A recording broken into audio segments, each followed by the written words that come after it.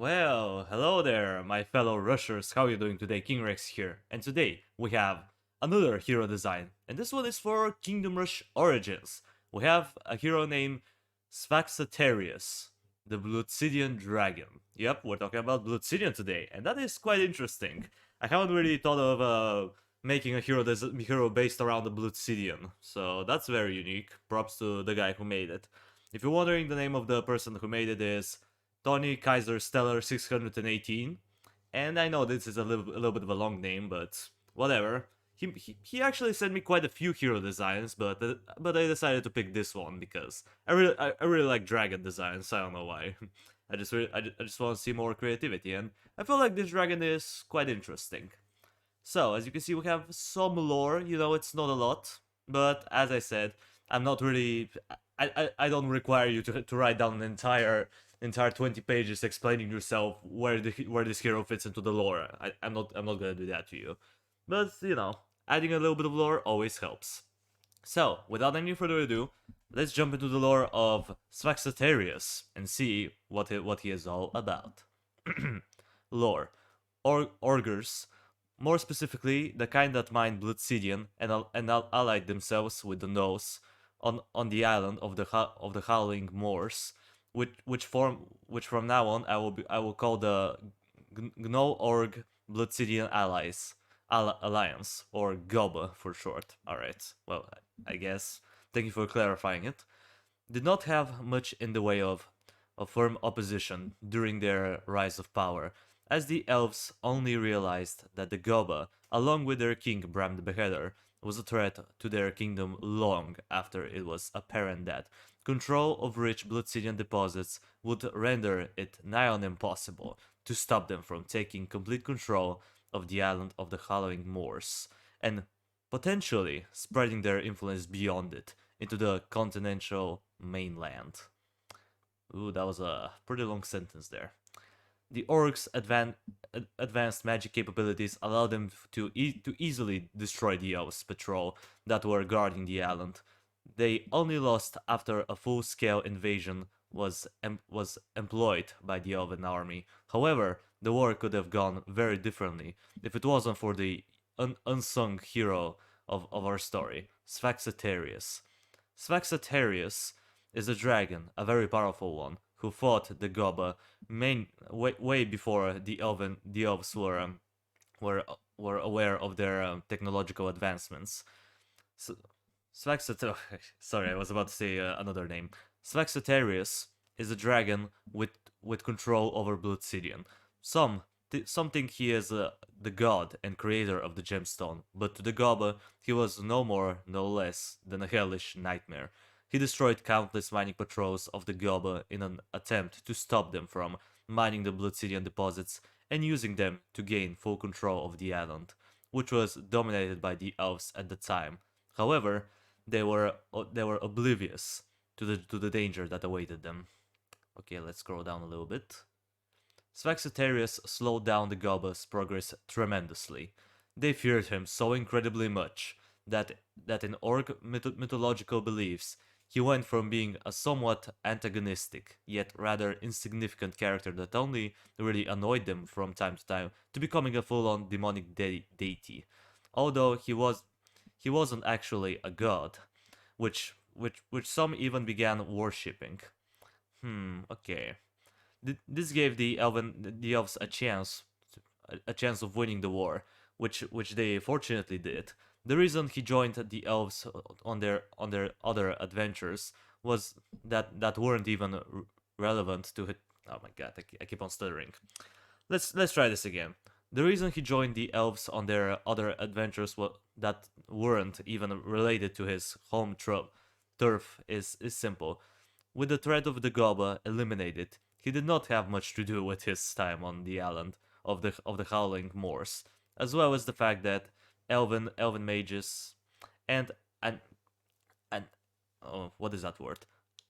Arcanist. I think that's how you pronounce this.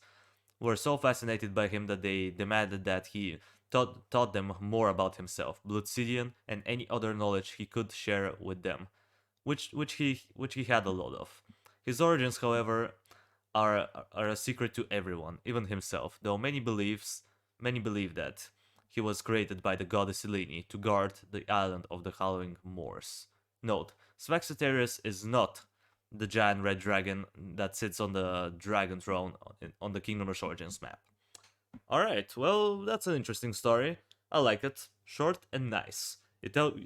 You're able to understand quite a bit about this dragon just from this little piece of backstory. Pretty nice. I definitely like the originality. I never really thought of making a hero that's based around the the Bloodsidian, which is pretty interesting. I mean, at the time of this recording, I have almost 80 hero designs, so that props for being unique, I guess. And then also here we have the description of Svaxatherius. Svaxatherius is a large red dragon that controls Bloodsidian, among other things. He prefers to fight in the air, but if he wants to, he can become a terrestrial fighter, which with his vicious jaws and sharp claws, along with tough, scaly skin.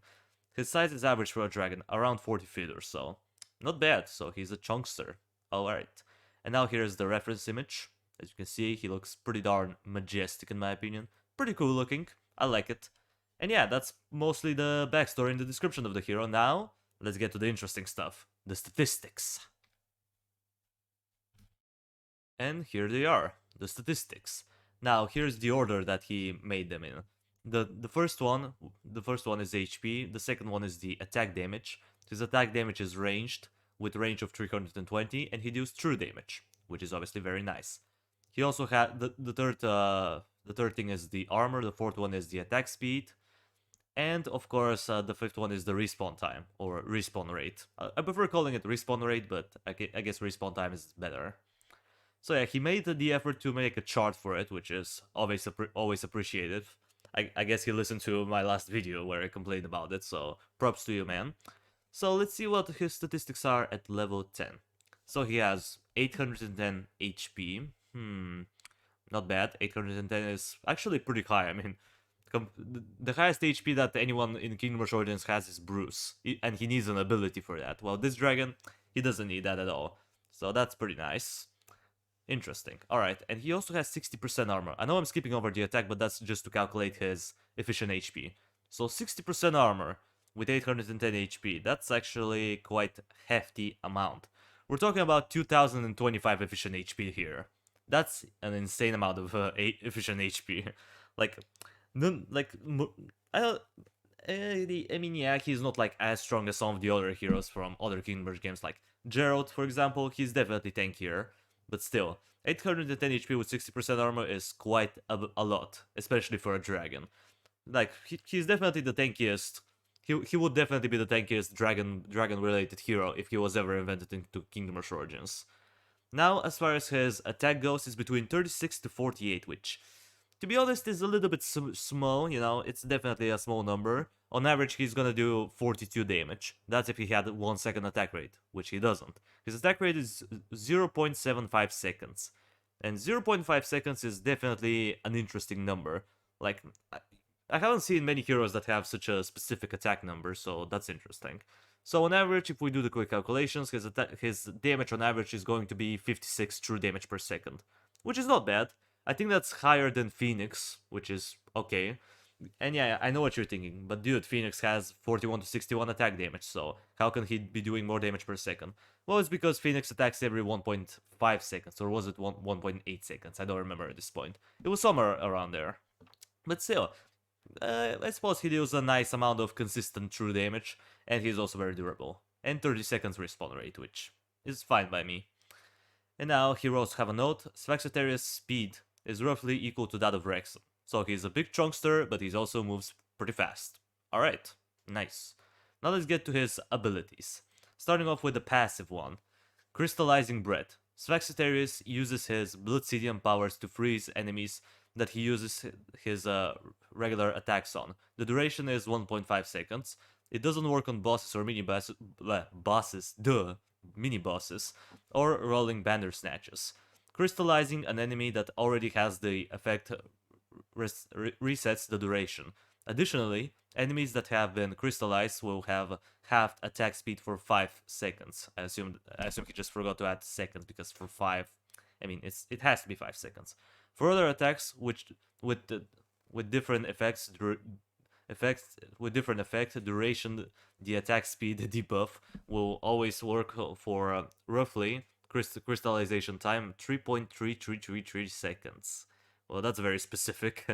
After the time of the stun effect expires, enemies are only considered crystallized for the duration of the stun. This is meant to balance one of his other abilities. All right. Well, that's nice, so he can stun enemies when he attacks them, just like the fairy airy dragons from Crystal Lake. Pretty fitting. And yeah, 1.5 seconds stun may not be like that great, but because of his attack rate, if he attacks an enemy consistently, he can potentially permanently stun him, which is pretty insane if you ask me. Imagine using him for Bandersnatches. That would be pretty dope. Also, I don't know if you heard it, but that was my Discord. Apologies, I forgot to turn it off again, because that's just me. But anyway, let's get back to the review. As far as the crystallizing bread goes, I would say it's pretty good. Definitely adding some nice stalling power to this character. Even though his attack may not be super high, he can stun enemies, which is pretty nice. Imagine him against a Bandersnatch. That would be pretty dope. Or even a Golem. Imagine permanently stunning a Golem. That would be insane. I would love to see that. But sadly, this is a fan-made hero, but whatever. So let's move on to the other ability. Crystallokinesis. It's an active skill that has 10 seconds cooldown.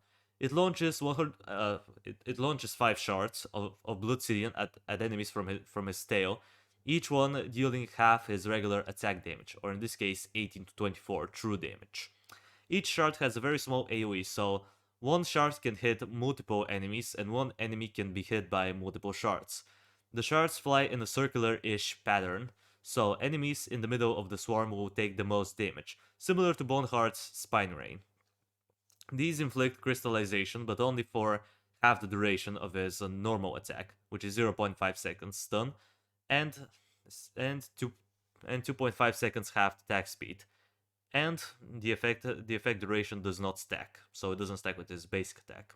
Okay, well that's nice. The damage may not be all that great, like on average this ability is gonna do about 105 true area damage, which is not terrible. I mean, comparing it to other true damage abilities, it's actually pretty good, and mostly because of the short cooldown. I mean, take for example Vesnan's Arcane Nova. It deals a good amount of damage and it has a very gigantic AoE, and on top of that it slows down enemies, but it has a kind of a longish cooldown. While this one, it has short cooldown and it deals an okay amount of true area damage, so I feel like it's a pretty balanced ability. Like, sure, you may be thinking that it's a little bit too weak, but come on, for 10 seconds cooldown, I feel like the damage is pretty fitting. And as far as the crystallization thing go, it's like half of the what would you call it? The crystallizing bread efficiency. So I suppose it is a fair trade-off. You know, you're doing more area damage, but because of that, the stun effect and the attack speed reduction is halved, which I guess it makes sense. Moving on to the next one, Healer Stone. It's another passive ability. I like it. So far we have quite a decent amount of passive abilities. Every time an enemy dies near Svaxatherius while crystallized within a radius of 180, Svaxatherius will gain a shield that protects him from the equivalent of 20% of the enemy's health. Example, I think that's what it's supposed to be. The EX example. If Svaxatherius freezes an enemy with 1000 HP and that enemy dies while crystallized, a red energy orb will fly to Svaxatherius and give him a shield worth 200 HP. Shield HP cannot regenerate, but the amount of shield HP that Svaxatherius can have at the time is unlimited, and does not decay over time. Ooh, now we're talking. That's a pretty interesting utility skill. Granted, I'm not quite sure if he's able to even attack in melee. I'm pretty sure he is not. If we take a look at the statistics, I don't think there's any mention that he has melee damage. So yeah, even though he cannot stall enemies against like ranged enemies, I guess this is going to be pretty darn good. Imagine if you have like a swarm of Twilight harassers and they're using their barrage attack on you. This guy, if you give him enough shield, he can potentially absorb all of the damage without having to worry about his HP. And keep in mind that his HP is already pretty high. 2025 or so efficient HP is already pretty high. And just adding more HP to that is going to be insane. And the thing is that I would assume that the shield is stackable. So if you have like 2 enemies die near him who have like 1000 HP, he's gonna get 400 extra HP. And this ability just becomes stronger and stronger. The more enemies you kill near him, the tankier this guy becomes. Pretty interesting skill. I think it will definitely be insanely broken if he was a melee unit though. Imagine how much tankiness this guy's gonna have. Gerald Lightseeker would have nothing on this dragon. Anyway, moving on to the to the third ability. Yeah, that's the third ability because the first one was his innate ability. The Bloodsidian Blast. It's an active skill that has 45 seconds cooldown. Already kind of frowning on that. 45 seconds cooldown. A little bit long for me, bro, but let's see what this ability has to offer for such a long cooldown. Executes a devastating breath attack that crystallizes a large part of the road. Engulfs all 3 sublanes, approximate length of the crystallized zone 240. That deals between 300 to 450 true damage to all enemies in it and spreads 30 seconds worth of crystallization time across all enemies it hits. Okay, example. If the attack hits 2 enemies, each one will be stunned for 15 seconds. If the attack hits 10 enemies, each one will be stunned for 3 seconds. The attack speed debuff will apply for the amount of time listed above. Alright. Well, that's pretty darn good. I would say that the damage is okay, you know, 450 true area damage is, I suppose, on the high end. In comparison to other abilities in Kingdom Rush Origins, that's definitely on the high end. It's like almost twice the strength of a burst arrow in a way, as far as, you know, damage goes. Obviously the AoE is much bigger, but still. The thing is that the ability works pretty interesting way as far as the crystallization go, how it just spreads equally amongst enemies. So the more enemies you have, the less stun you're gonna do. So you have to think when you use this ability. Do you want to stun 1 or 2 enemies for a long period of time? If you have like 1 banner snatch, do you want to stun them for 30 seconds? Imagine if that was the case. Or if you're doing some sort of like iron stage, you know, a good example would be the Shrine of Velini, because I've done that recently. The Iron stage has a lot of golems, and this ability I think will be pretty darn good against them. If you group up multiple golems and just use this ability, they're stunned for 15 seconds, and you have 15 seconds of free time to do as much damage as you want to them. That will definitely help out quite a bit. But I suppose you have to be precise with this ability. Do you want to do a bunch of area damage and stun and apply stun duration for a short period of time? Or do you wanna just use it on a particular enemy and stun him for an insane duration? If you're struggling, that is. I mean, I guess it could be more useful on specific challenges, but in a normal game, I don't think I will really think of this ability too much. I would just let it do its own thing. But that's just me. Moving on to the second to last ability, the Immunity Link. It's a passive skill, once again. Svaxatherius emits an aura that makes all nearby allies in radius of 160 immune to enemies' magic attacks. Like the Twilight Heretic's insta-kill, for example. Allies with the effect will have a red aura around them. Well, yeah, that's pretty darn good. I mean, yeah, it protects them from magic attacks. Now, I suppose that means from magic attacks. Yeah, I get the idea, but I think this will be a little bit too good. I mean, it pretty much makes enemies like the Heretic pretty much useless, because that's their biggest threat level is that they can insta-kill your units or absorb a lot of their HP and then just fly right by and they can disable them. But I guess with that immunity link, the Heretics are pretty much useless. So yeah, in that case, you definitely want to keep up your Svaxatherius in a choke point, very close to your units, or at least above them, or maybe slightly behind them. I think a radius of 160 should be more than enough to affect a pretty good amount of the choke point, in my opinion. Probably the entirety of it. So yeah, that's definitely a good ability. May or may not be a little bit too good, because in Origins there's a lot of enemies that have magic attacks, but I suppose that I'll digress. Moving on to the last ability, which is his ultimate, the Blood Nova, or the hero spell as it is. Even though I prefer calling it ultimate ability, I guess hero spell is also a good term to use. It has 50 seconds cooldown, so that's alright. Svaxatherius gathers a huge ball of Bloodsidian and blows it up midair. Explosion radius for 240, launching high-speed super hot Bloodsidian fragments in all directions, dealing damage to the enemies according to how close they were to the epicenter of the explosion, and inflicts the crystallization effect. Ooh, now we're talking. Alright, let's see. So 0 to 60, I assume that's the radius. So if an enemy is anywhere between 0 to 60 or 60 range, 60 scope from the epicenter of the explosion, he's gonna take between 600 to 451 damage. Now, I'm not quite sure if the damage is true damage. Is it true damage? Is it physical? Is it magical? I think we'll never know. Well, we'll see. It just says dealing damage, so I would assume it is physical damage. And it also adds between 6 to 4.51 seconds of crystallization. That's a very specific number. Alright. And then from 60 to 120, it's gonna be 450 to 301 damage. And the crystallization duration is going to be between 4.5 to 3.01 seconds.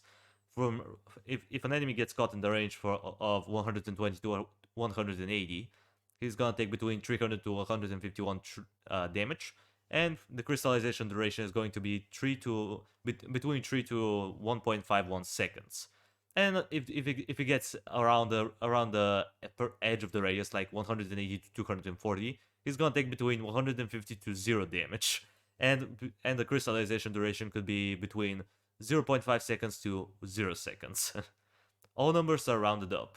Oh, all numbers are rounded up. Okay. So that means between 6 to 4 seconds. Alright. Well, that's good. I would say this ability is quite unique. I like the idea of being stronger. I just like the idea. Alright. It is It is definitely an interesting idea. I think that it will work in a pretty interesting way, because that way you can also use it to group up units more easily. Because let's say you have a gigantic horde of enemies and you're not able to kill them with this effect. If the closest one to the epicenter is going to be stunned for at least 4.5 seconds. That should be more than enough for the other enemies which are going to be crystallized for a shorter duration to pile up with the ones that are in the epicenter that were caught in the epicenter of the explosion, and then you can use something crazy like a lightning strike to annihilate them all. That would be interesting. I really like the ability. Pretty good. Moving on to... Oh yeah, that's pretty much the end. Lol. Additional notes. While it is plausible that Svaxatherius is related to the giant dragon seen in the Kingdom Rush Origins map, these two are definitely not the same. This hero is a rework of one of my other hero concepts, one that I felt unhappy and rather unsatisfied with. Alright. Yeah, I think he showed me his original hero design, and that's the rework of it. And to be honest, I think you did a pretty good job, my man. You did well. I really like the dragon. It is definitely unique, especially on the backstory aspect. As far as the statistics go, they are definitely good. I think that the extra durability that he has with his 60% armor is a little bit unneeded, because one, he's meant to be in the air. He's not meant to be blocking enemies. And two, high armor shouldn't be treated like it's for everyone. That will make heroes like Prince Dinas, for example, who is a very reliant on his armor, pretty much useless. So yeah, I don't know about the armor aspect, but I'm not complaining. If anything, this dragon is just even more of a Giga Chad. As far as the crystallization effect goes, it's definitely quite good. It's adding a stun on top of reducing the attack speed. That could be awesome. The crystallokinesis is a little bit weak, but also not really. I don't know. I haven't done really my research on other area damage abilities from Kingdom Rush Origins, so I'm not quite sure if it's like good or bad. But I would say it's about the middle. You know, it doesn't do a lot of damage, but it has a short cooldown to compensate for it. As far as the healer stun goes, I would say that just makes him even more stronger, and I feel like this ability is a little bit unnecessary. You know, even without this ability, I think that this dragon will still be very strong. I mean, granted, if you want to tank a bunch of ranged attacks, this ability is definitely awesome, but I think that makes him a little bit too good. As far as the Bloodsidian Blast goes, it is definitely very strong, but I feel like 45 seconds of cooldown is a little bit too much. I'll probably turn it down to like 35 or 30 seconds cooldown. I think that will be a more appropriate number. The immunity link, I'm not quite sure about this one. It could be very good or it could be like not that great depending on the game, but as far as Origins goes, I think that's definitely very good. And the Blood Nova is a very unique ability. I like the concept behind it. As far as the hero rating goes, I'm gonna give this dragon a solid 9.5 out of 10. Definitely very strong. Even though he doesn't have as much damage as, like, let's say Wilbur, he's definitely making up for it with the stun effect and the fact that he can reduce the attack speed of enemies. I think that this dragon is good. The idea is there, but I feel like he needs a little bit of a balance change here and there, and maybe rework on this ability, the Healer Stone. But other than that, I really like this hero design. And before we end it off, let's take one last look at his reference image to look at the majesty of this beautiful creature. And yeah, guys. Well, with that out of the way, that's gonna do it for the video. Thank you everybody so much for watching. I appreciate you for sticking around to the end. Subscribe if you want to see more of this content in the future. And while you're at it, drop a like on the video. It means a lot to me. And I will see you in the next video. Until it comes, that was King Rexy, over and out.